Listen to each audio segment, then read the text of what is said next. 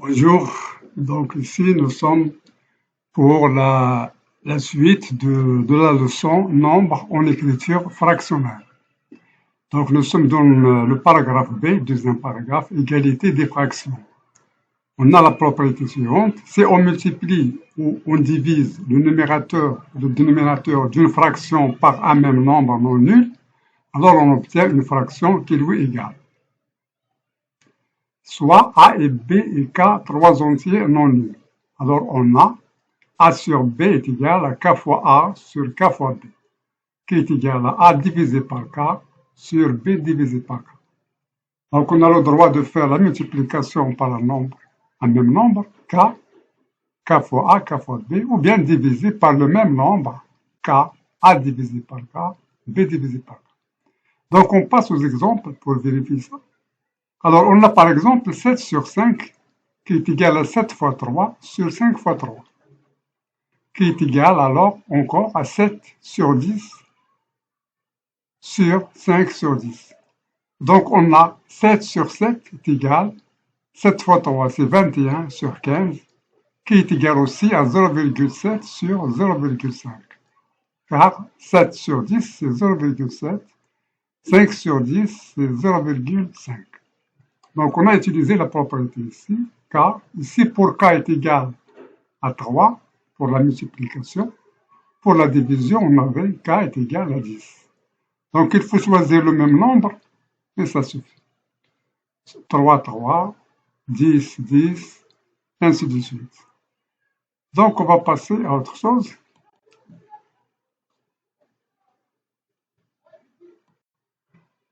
Maintenant, on passe à la pour transformer une écriture fractionnaire en fraction.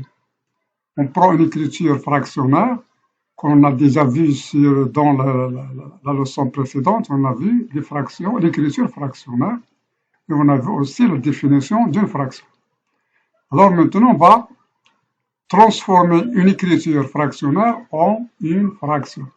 Donc pour transformer une écriture fractionnaire en une fraction, on multiplie le numérateur et le dénominateur par le même nombre, 10, ou bien 100, ou bien 1000, etc. Alors, par des exemples, on va comprendre mieux. 12,3 sur 21,05 est égal. Alors, je dois multiplier ici par 100 et ici par 100. Si je multiplie par 10, il me restera encore ici la virgule. Donc, il faut multiplier par le plus grand. Donc ici, on a multiplié par 100. De la même façon, on va multiplier ici par 100. Donc ce qu'on nous donne, 1230 sur 2105. Donc on a trouvé une fraction. À titre de rappel, une fraction, c'est un entier sur un entier. Voilà. Et ça s'appelle l'écriture fractionnelle. Un autre exemple, 0,14 sur 3,11. Donc, on a deux chiffres après la virgule, donc on va multiplier par 100. Donc, 0,14 fois 100 sur 3,11 fois 100. Alors ici, ça nous donne 14 sur 311. Troisième exemple, 2,001 sur 0,01 est égal. Donc, on a deux chiffres après la virgule, ici trois chiffres. Donc, on va multiplier par 1000. Alors, c'est 2,001 fois 1000 sur 0,01 fois 1000. Alors, ça nous donne 2001 sur 10. Bien. Donc, ici, qu'est-ce qu'on avait fait? On a utilisé, alors, pour cet exemple, on a multiplié, alors on a deux chiffres après la virgule, donc on va multiplier. On a deux chiffres et ici, on a un chiffre. Donc, on multiplie par 100. Ici, on a deux chiffres, on multiplie par 100. Ici, on a deux chiffres et trois chiffres, donc on va multiplier par 1000. Donc, il faut suivre ici cette règle. Cette règle pour trouver ce qu'on veut, c'est-à-dire la fraction qui est désirée. Bien, on passe à autre chose. Maintenant, on passe à la simplification d'une fraction. Alors, qu'est-ce que ça veut dire simplifier une fraction? Simplifier une fraction, c'est l'écrire avec les plus petits numérateurs et dénominateurs entiers possibles. Alors, on va essayer avec les numérateurs et le dénominateur qui soient le plus petits possible.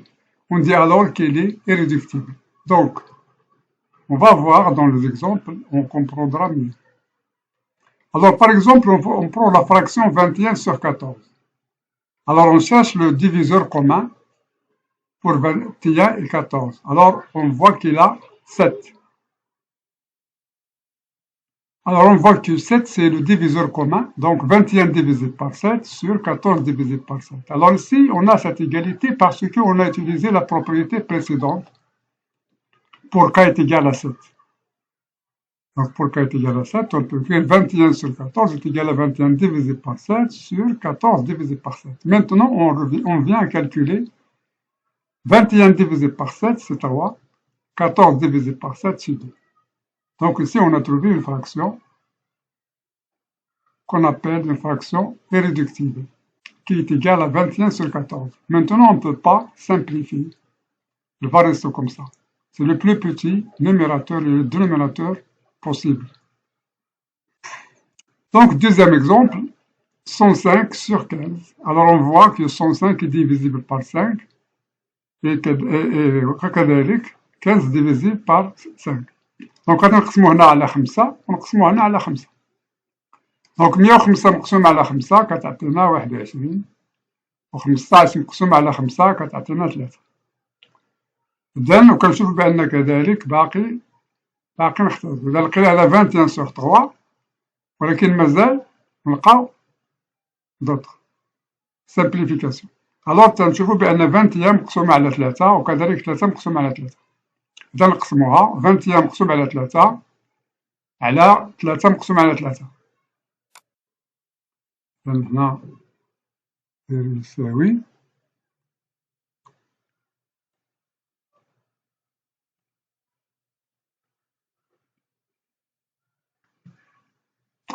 donc voilà, on a 21 sur 3 est égal à 7, 3 sur 3 est égal à 1, donc 7 sur 1 est égal à 7. Donc on a trouvé cette fraction, 7 sur 1 c'est aussi une fraction. Alors on a fait la réduction, donc on ne peut pas faire mieux que ça.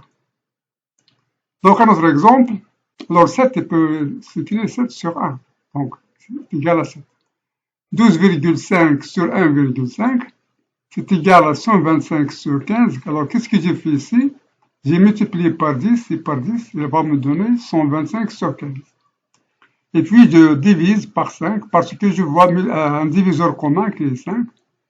Je divise par 5, je divise par 5. Donc je trouve 125 sur 5, c'est 25. 15 sur 5, c'est égal à 3. Donc la fraction, je ne peux pas encore ici, parce que 25, il n'y a pas de diviseur commun. 25 n'est pas divisible par 3, donc il va rester comme ça. C'est ça la fraction irréductible. Donc est égal à 25 sur 3. Voilà, donc c'est la fin de notre leçon. Je vous souhaite bonne compréhension. Voilà, toujours, il ne faut pas oublier d'écrire.